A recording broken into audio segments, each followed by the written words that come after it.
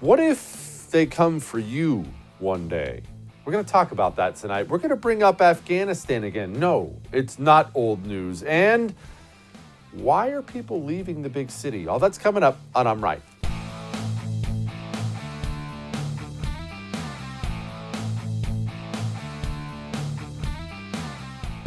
Accountability. Don't you love that word? Well, I take that back. Don't you love that word when it applies to other people? You probably don't love it when it applies to you. I don't. Who enjoys that? Now, when it comes to anything else, we want people held accountable. I don't care if it's your football team. Someone better be accountable for this loss. I want the offensive coordinator fired. You love that kind of accountability. When it comes to you, oh, geez, the trash can's overflowing, and I forgot to put it out yesterday. Hey, don't yell at me, man. It was a mistake, right? We love accountability when it comes to other people, but let's be honest. Without it, what are we? How well would you work at your job? Whatever your job may be, even if it's stay-at-home mom, how well would you work at your job if there was never any accountability for it ever? Accountability isn't something. Accountability is everything. And part of the reason we live in such a rotted, broken culture now is we never have any of it. Yeah, I'm going to bring up Afghanistan again. We're about to have a little military talk. I know there's all this inflation stuff out there right now, and I get that. We have to understand the stakes of having a good military or having a military that's broken and wrong and having an entire government that is broken and rotted and wrong. The stakes are quite literally everything you care about, everything. Let's talk about Afghanistan. Let's remember, we drone striked 7 people in Afghanistan. Well, 10 people, I'm sorry. We drone striked 7 children in Afghanistan. Now let's remember what this looks like, all right?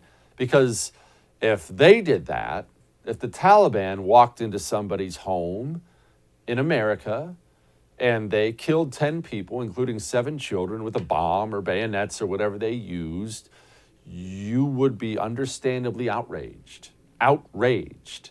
That's a war crime. What we did is a war crime. We called in a Reaper drone and we murdered 10 people with it.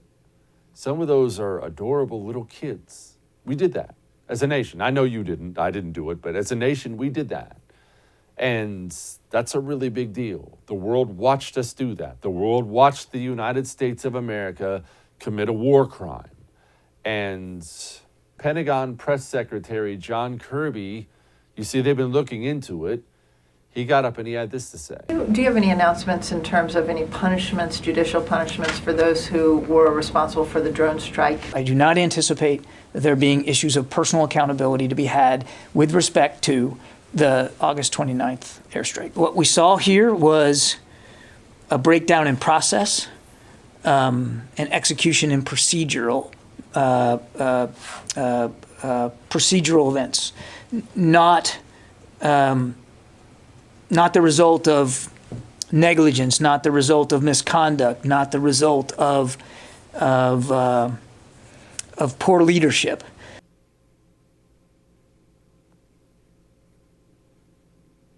I'm sorry, I'm still just trying to process. What was that political gobbledygook we just heard? Well, I mean, it wasn't an individual. It was a breakdown of process. What's that supposed to mean? 10 people are dead. It's somebody's fault. Someone better burn. Oh, and speaking of someone better burn, 13 of our warriors are dead too. Don't think we're going to let that go on this show. Don't think we've forgotten about those 13 brave souls. And they didn't die because of oopsie. I mean, we have Joe Biden out there going on CBS trying to stumble and mumble and bumble his way through it, basically saying, well, it was auditable. One of the things we did decide, and I mean this, my word is a bite, I know what I'm willing to lose over. You mean you're willing to lose your presidency? My presidency. Because you're going to stick That's right, with because that. I'm going to stick with it. There's certain things that are just, like, for example, Afghanistan. Well, I've been against that war in Afghanistan from the very beginning. We're spending $300 million a week in Afghanistan over 20 years. Now, how do everybody says you could have gotten out without anybody being hurt. No one's come up with a way to ever indicate to me how that happens.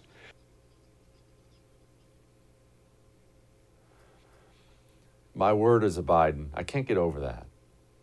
The family has a 3-decade-plus record of lying about everything under the sun, and he still rolls that out in the press. The press lets him get away with it. It just drives me crazy. But let's set that aside for a moment. Nobody's told me how we could have gotten out of there without getting 13 of our troops incinerated.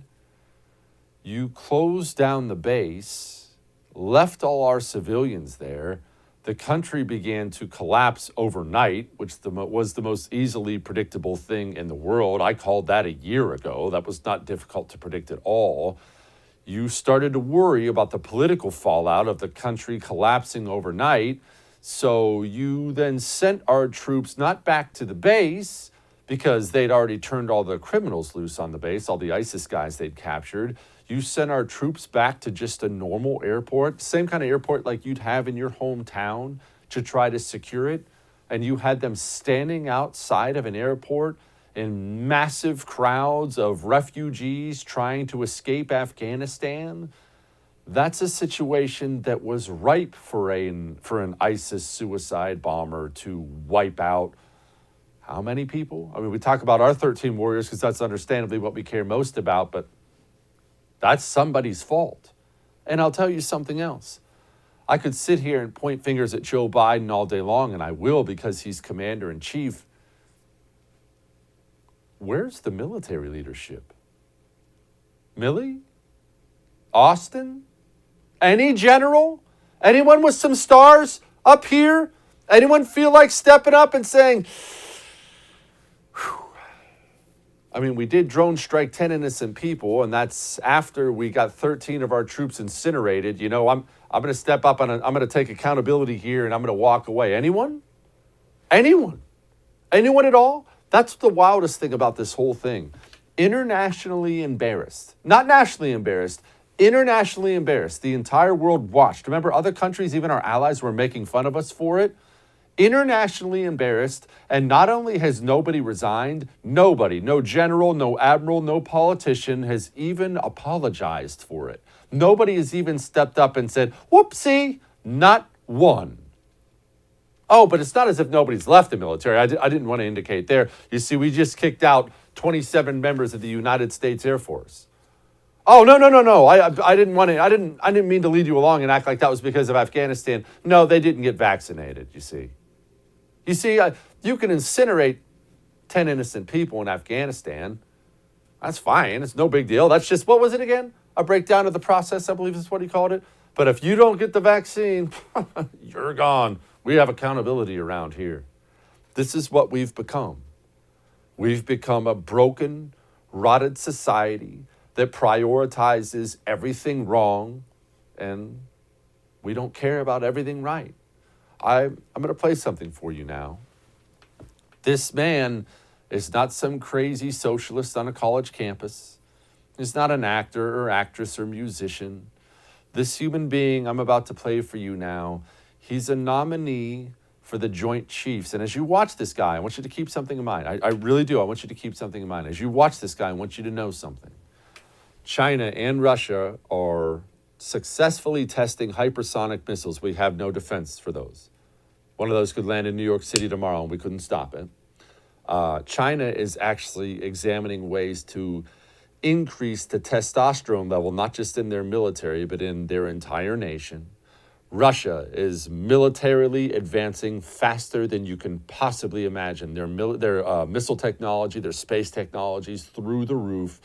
Both of these countries are full speed ahead, mobilizing modern, deadly military forces. Here's your latest nominee for the Joint Chiefs. The role of a gender advisor is a way to attack a very significant issue, and if confirmed, I look forward to leveraging those advisors who can make me think better and smarter about the issues that you raise. So I look forward to, if confirmed, understanding that ecosystem and helping advance that cause going forward. Again, We want to bring everybody to the table, get the advantage of all of their thinking. And it's also part of creating that safe and secure work environment for all of our sailors and soldiers, airmen, Marine, Coast Guard, and Guardian. Yeah. We definitely want to bring everyone to the table. I mean, everyone should be at the table, right? It's only the United States military. It's not as if it's a matter of life and death. I've got something everybody needs to hear right now, and I understand this is going to be wildly offensive, but you know I don't care. Don't write me asking me to apologize to I won't. Everyone doesn't belong at the table. Most people shouldn't be anywhere near the table. Go sit in the corner and suck your thumb while the adults are putting together a military that can take on Russia and China. I don't care about your stupid feelings. Guess what? Women shouldn't even be on deployed naval vessels or in combat units. We shouldn't have a military full of trannies. We shouldn't have a climate change division in the Pentagon. And none of the other countries who want to knock us off the #1 spot on the world stage are dealing with these problems at all. Only in America does the Joint Chiefs get up in front of Congress and talk, well, everyone should be at the table. Do we have enough gender diversity? I want to make sure women are happy enough. Have we examined white rage, guys? We're all going to die. Those are the stakes. Those are the stakes of the game. I've tried to explain this before. Allow me to explain it again. You, an American, me, an American, you don't know what it's like when bombs fall on your cities. You don't know what it's like to walk down a street and sink into the asphalt because it's become molten and watch your family burn to death in front of you. Ask them in Tokyo what that's like. They know. You don't know what it's like to suffocate standing in a room with no fire in it because the air has been so superheated it gobbled up all the oxygen and you and your family die there clutching each other in the living room. Oh, does that sound scary? Does that sound like I'm trying to scare you? Good, because I am. Those are the stakes of losing the game. We talked about 13 warriors dead in Afghanistan. Horrible, right? You watched those coffins come off the plane, you probably cried. I got choked up a little myself. How about 13,000 in a day? How about a U.S. carrier group? 20,000 sailors, give or take, at the bottom of the Pacific like that. Because you're going to be diverse. What about white rage, guys? They're worried about killing every one of you, everyone you love, everyone you know.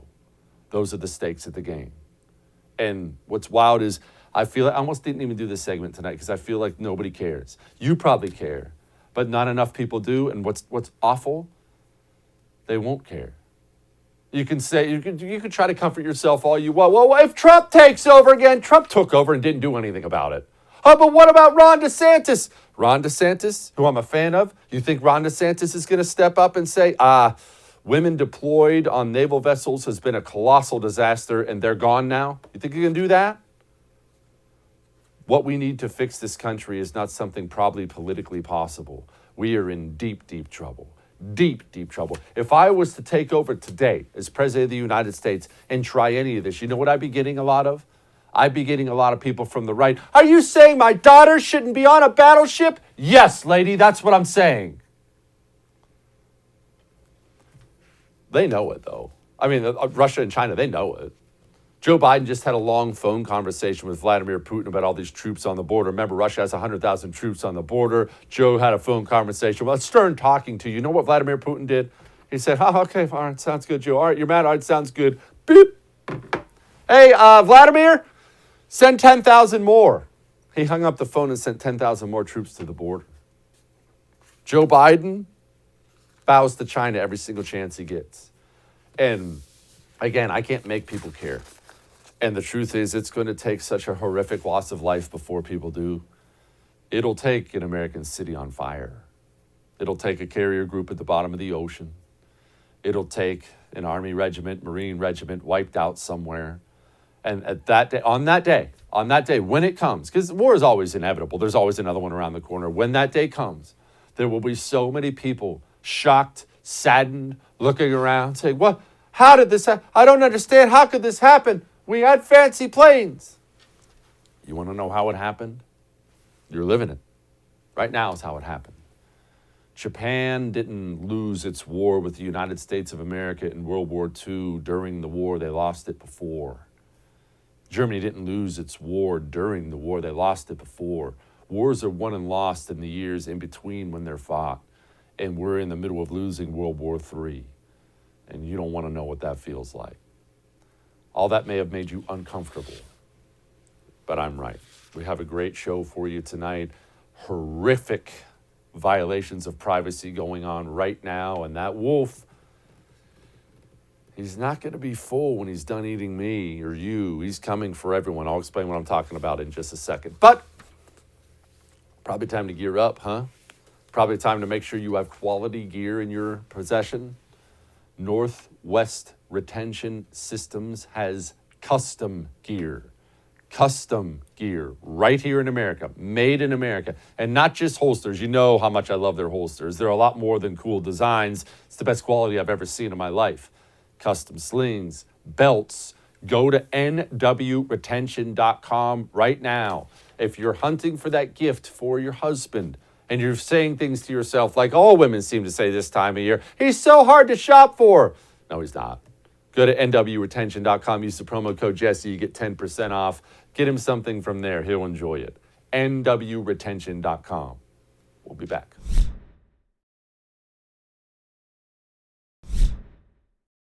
Mr. Meadows received numerous text messages, which he has produced without any privilege claim, imploring that Mr. Trump take the specific action we all knew his duty required.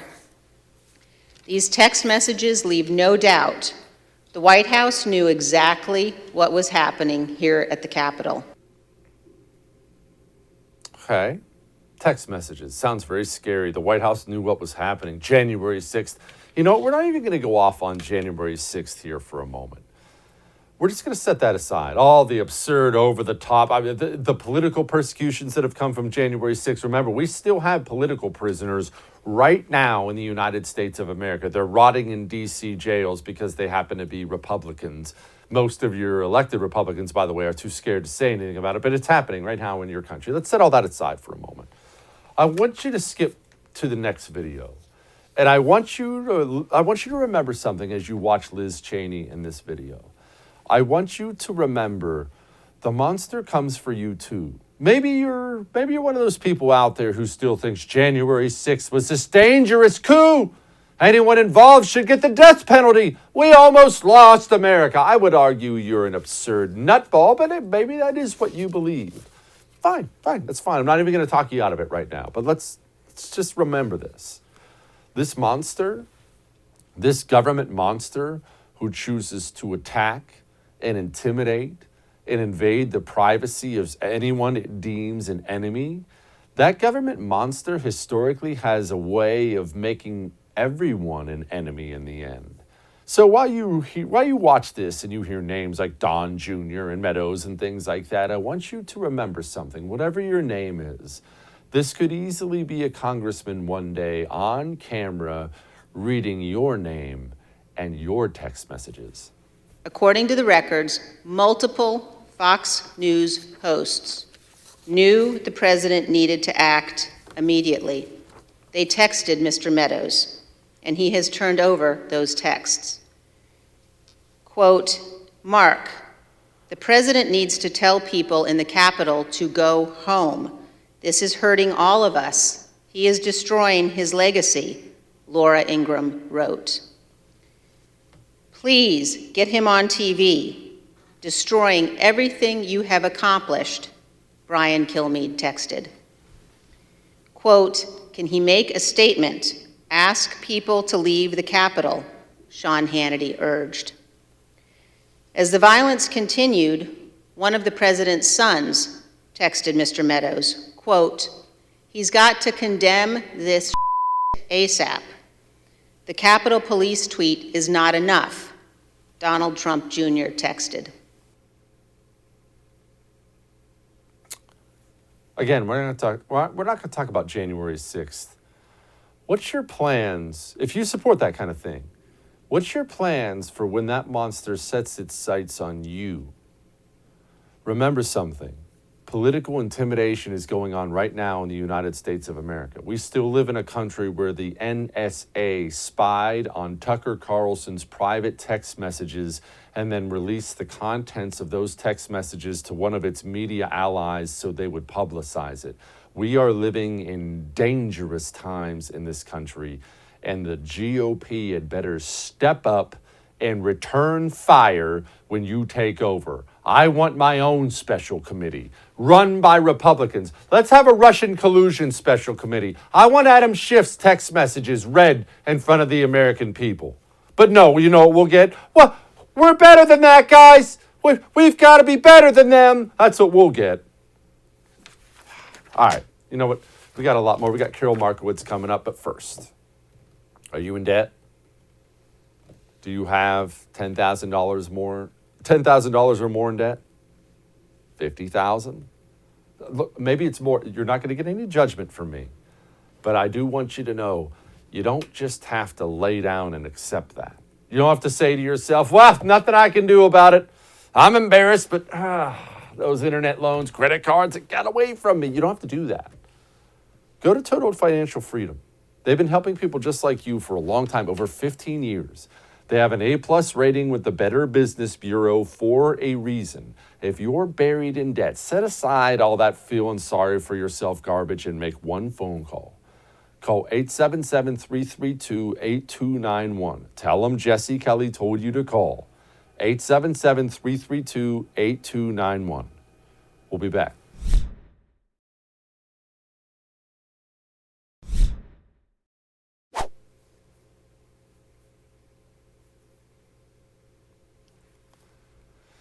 Gavin Newsom, that's his big stupid face you see on TV right there. He just brought back universal mask mandates in California, and this is probably my favorite part, even for the vaccinated. Now, that's quite a drastic step. I mean, my goodness, did the bubonic plague break out? No, it's just in response to the Omicron variant. And to date, I believe one person on the entire planet has died of this variant, which has been described by doctors as similar to a mild cold. Which brings us to my friend Carol Markowitz. She's, of course, a great columnist with the New York Post. And New York, Governor Hochul in New York is doing the same kind of thing there. And Carol has announced that she's leaving. She wrote a great article on Fox News, and she said she's leaving New York. Now, if you know Carol like I do, you know that is a very, very big deal. That's not a small thing for Carol Markowitz to say she's leaving New York. So I had to bring her on and ask her, Carol, why? You know, it was time for a lot of reasons, but it was absolutely unequivocally because of the COVID lockdowns, mandates, general insanity that has pushed us out. My husband and I are both lifelong New Yorkers. We both have been living in New York City since we were small children. We were planning to raise our own children here. We had completed our forever house, moved in March 2020. We're never going to leave. And then COVID hit and everyone around us lost their ever-loving minds. And look, what you believed in March 2020, April 2020, May 2020, I'm willing to get over all of that. If you believe that the cloth mask that you're wearing made some difference back then, fine. But to continue to believe it into December 2021, and we're seeing no light at the end of the tunnel, and particularly for kids, we have to get out. Carol, can you give me some idea of, obviously you're there every day talking to everyday people. Can you give me an idea of how much regular people support it? It's not news that New York City's leadership, political leadership, they're a bunch of nutballs. Right. New York State's political leadership's a bunch of nutballs. Yeah. But what do regular people say? I'm assuming the political leaders feel like they have the consent of the governed. Yeah. So the problem is that people are really afraid to speak up. So I'll meet people who think this is all crazy, who think that so many of the things that we've done have been insane. And they'll say, but obviously I can't be open about it. I can't even get people to come on the record, when schools were closed and say, I don't think schools should have been closed, even though schools were open all over the country and all over the world. So it's been really tough getting people to not be scared to say that this is insanity and we're living in a crazy situation. The thing is, I think that a lot of New Yorkers do like these policies, that they do want more mandates, that they want tighter protection. And it is a political consideration. They don't want to be like those people who don't do enough to save themselves from COVID. And so I see it all the time. I constantly see people say, we should have brought back indoor mask mandates earlier. The funny thing is that if you ask New Yorkers, so many New Yorkers didn't even know that we didn't have an indoor mask mandate until recently. And yeah, they were wearing it anyway. It didn't make any difference. So yeah, it's really a crazy time. Carol, as you know, I'm not a New York City hater. I realize that's fashionable on the right, but I'm a New York City lover. I adore the daggone place. I love it. But look, I'll be honest, it sucks now. I used to visit all the time. I can't go anywhere. There's pee everywhere. There's homeless people everywhere. It doesn't feel safe. I can't even eat anywhere because I'm not vaccinated. Yep. It sucks now. I don't want it to suck. I know you're leaving, and I applaud you for the decision. I want it to come back. Same. Is there some light at the end of the tunnel I'm not seeing? I don't think so. So we're leaving pretty soon. And I can't take our kids on like a goodbye tour of New York City restaurants. We can't go to like our favorite places because my kids are not vaccinated. And they've decided that even children have to be vaccinated to eat indoors at restaurants or go to museums or do anything. And I don't see widespread outrage. I also want New York to come back, and I think it will. I really do. I just think that it might be in 10 years, it might be in 15 years. And I have small children, and I can't wait that out. If it were just my husband and me, we might see what happens. We might put up with the pee everywhere and whatever. But because of our kids, we just can't keep them in this crazy place. We have to get them out. I was thinking today, we're hearing all these people from blue states. I mean, Dave Rubin announced he's leaving California. Sohrab Ahmari is leaving New York also. Caitlin Flanagan it wasn't over COVID restrictions, but it was over crime. She's leaving California. But where are the Democrats, liberals leaving red states? Aren't they scared for their lives with the lack of COVID restrictions? Shouldn't they be departing these crazy places that won't put in mask mandates and vaccine mandates and the rest of it? Where are these stories? They can make a big splash this week. They could make a big splash. And Carol, I wonder this. I've wondered it from the very beginning. What percentage of the population really bought into this? And what percentage was, as you've already pointed out, just simply too scared to speak up? And if that number is what I think it is, the majority of people just being too scared to speak up, what's that say about us, not as a city, as a country, that we're too afraid now to speak basic truths? What happened to us? Well, we're in a really scary moment. I call it the age of conformity, where you must fit in with everybody else and you must say things in the exact same way that everybody says everything. I mean, look what's going on right now with J.K. Rowling. She's saying things that I think most people agree with, and she's not anti-trans, and she's not, nothing she's saying is crazy, but she's, they're coming for her really hard because she's not being specific enough to the trans cause. And that's very, scary to watch. You can't say anything even remotely different on the left. And I think people know it, and they're afraid. I heard this last year, and they said, I can't speak out for schools opening. I'm afraid someone's going to call my boss and say, Janet wants teachers to die. And that's literally what people are scared of. I cannot tell you how different it's gotten, where when I speak to people, they will not speak on the record or with their names attached about anything, because they're so scared of somebody reaching out to their boss or, sending mail to their home or any of it, having a protest at their house, any number of things. They live in fear of speaking out and being punished for it. Yeah. Well, I am glad we do have governors like the one who's about to be your next governor. Here's Ron DeSantis of Florida. Yep.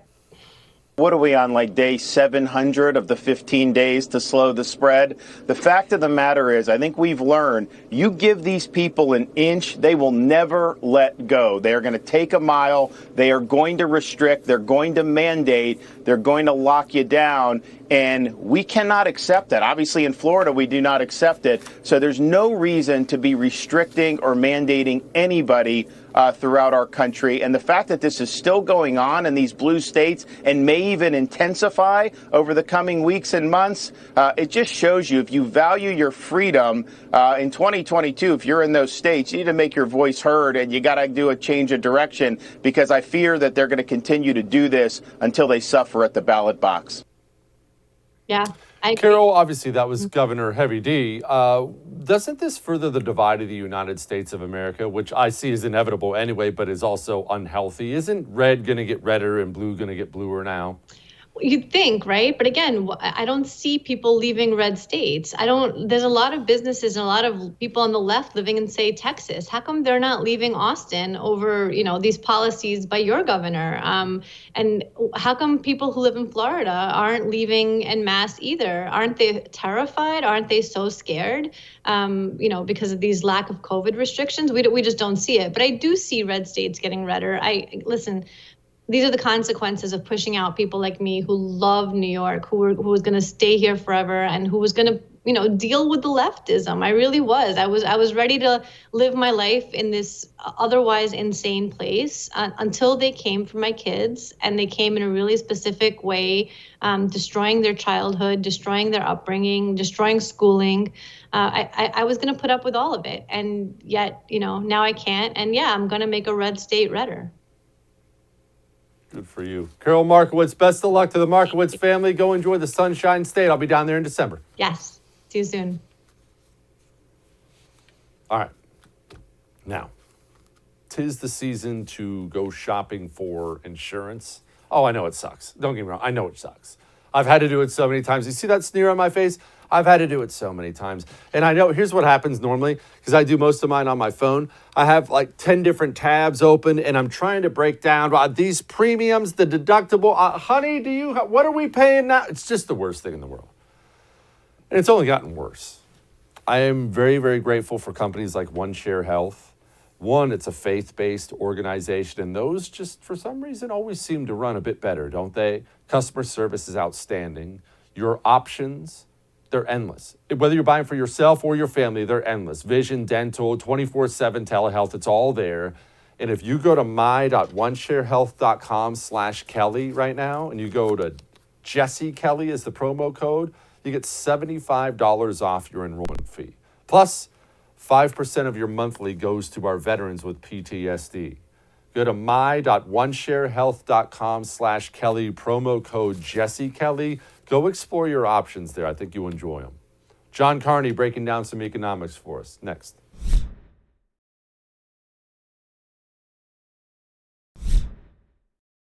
Lots of finance talk out there today. Producer price indexes and all these fancy words, and I need someone smart to come explain it to me. So joining me now is John Carney. He's the Breitbart News finance and economics editor. John, producer price index has risen by a record 9.6%. That sounds really bad, but I don't know what those words mean. What's that mean? So the producer price index is the second version of inflation that the Department of Labor produces. They come out with something called the consumer price index, which you might be familiar with. Sorry about that. And the consumer price index is how much consumers are paying for goods and services. It includes imports. The producer price index is measured instead by asking companies what they're getting paid. So it doesn't include imports because we don't ask the foreign companies. It does include exports. And it actually allows us to look deeper into the economy because we're not just measuring what consumers are paying for things, but what businesses are paying other things for the goods and services they're buying. So like let's say a car maker buys parts from a third-party car auto part maker, then we get to measure that in the producer price index. Okay, so this sounds like a long, fancy way of saying costs of the goods businesses are buying are going up. That's right. So it's gone up by 9.6%, which is much more than anybody expected.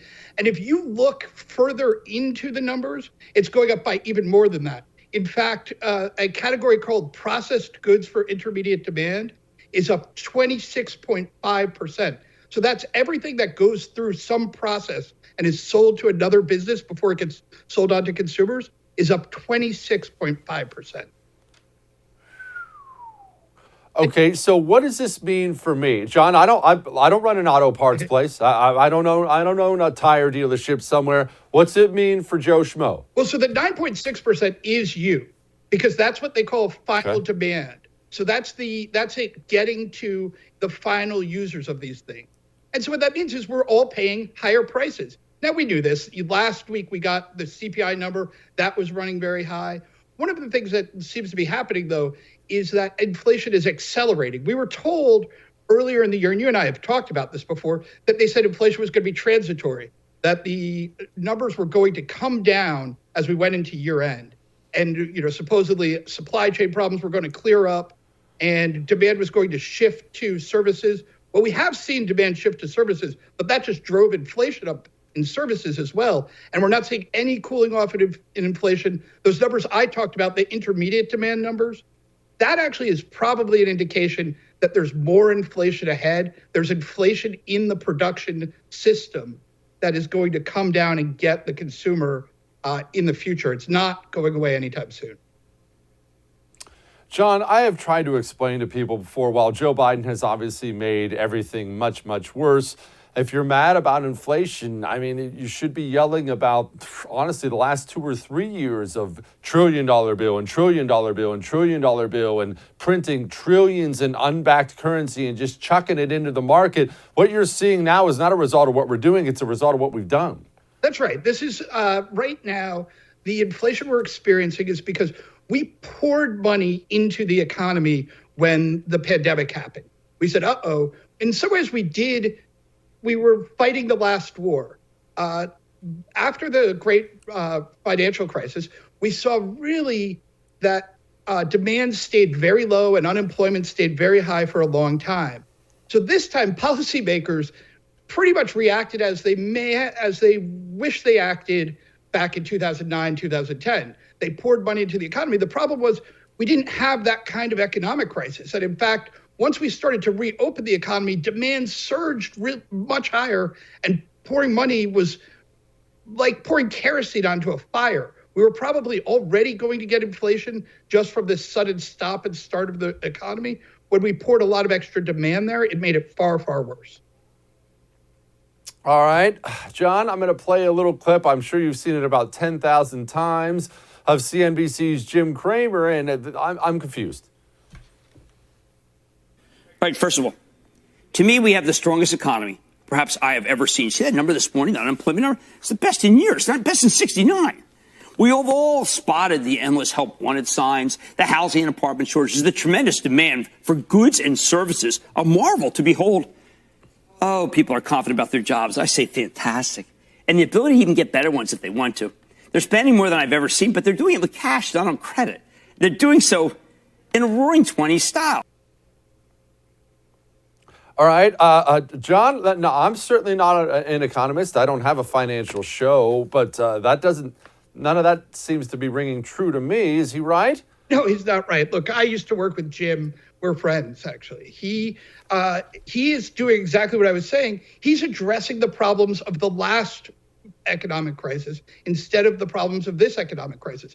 In fact, the surveys show that people aren't concerned about employment right now. They knew jobs were going to come back when we reopened the economy. We didn't have an economic crisis brewing before the pandemic hit. In fact, the economy was doing very well. So when you take off the restrictions, when people start to no longer be as afraid of getting infected, of course jobs start to come back. So Cramer's talking about that, and he's right. Jobs are doing pretty well, but that's not the problem in the economy. The problem is people are falling behind because even if you have a job, even if you've gotten a raise, you're probably paying more for the goods and services you're using than your raise. So people who are getting really record high raises, if you got a 5% raise, you're still 1.9% under because inflation is running so high. All right, we have Jen Psaki here. Listen to this little thought about Build Back Better. So the president says that the Build Back Better is not going to add a penny to the deficit. The CBO has this new score where they assume that social programs are going to be made permanent, and in that case it would add almost $3 trillion. So does that mean that President Biden will commit that these programs are not going to be made permanent? Well, first of all, what you're talking about here is a fake CBO score that is not based on the actual bill that anybody is voting on. This was a ask request by Senator Graham to score a bill that is not currently being debated. That is his prerogative to do. But what our focus is on the existing bill that will lower the deficit, that will also, over an additional 10 years, pay for the $2 trillion tax cuts that Republicans didn't pay for. They're welcome for that. Okay, John, unpack Build Back Better what we know now, because actually what she said there is partially correct. It's not even a bill yet. It's kind of a blank slate that everyone seems to be chucking their own special interests at the moment. But what is this thing? So here's what happened. In order to keep the size of the bill, the price tag for it, small enough, they pretend that a bunch of the programs that they're going to start and pay and have run in the beginning are going to run out after a couple of years. Now, there's no way that's going to happen. And in fact, privately, they acknowledge this all the time. They don't expect the things that sunset, the spending programs that sunset, to actually sunset. They'll be extended. And so what Senator Graham did is he went and told the CBO, okay, look, we know this stuff isn't really going away. What's the cost of the bill if the programs keep running? Jen Psaki says that's fake, but that's actually the real way to look at this. Her way of looking at it, which is we're just going by what's in the bill, is allowing an accounting gimmick to triumph over reality. The real price tag is the $4 trillion number. It's not this $1.5 trillion that they keep pointing to.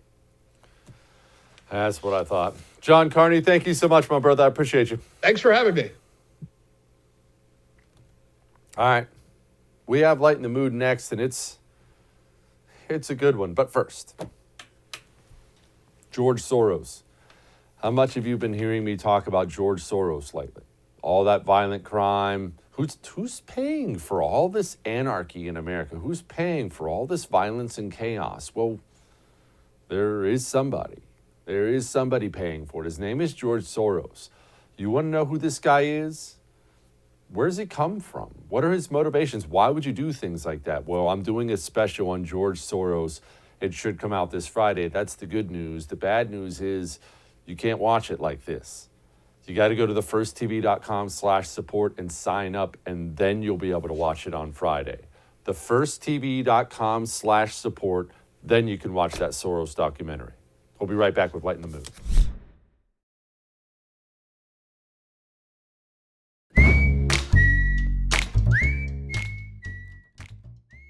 You remember riding bikes as a kid? And skateboards. I did that to a lesser extent. I did do it. But you remember riding bikes as a kid? I remember, one, how much I loved it. How much I treasured my first bike. It was like my first car. I'd go anywhere I want now. And you know what else I remember? I remember hurting myself a lot. Now, granted, I know you're going to find this shocking, but I would do some dangerous things on a bike. We would build ramps that should never have been built and didn't necessarily have the structural integrity they should have had. And I came home more than once carrying my bike with blood pouring out various parts of my body. That's true. But they were still fond memories. I wonder if the people in this video have any of those fond memories.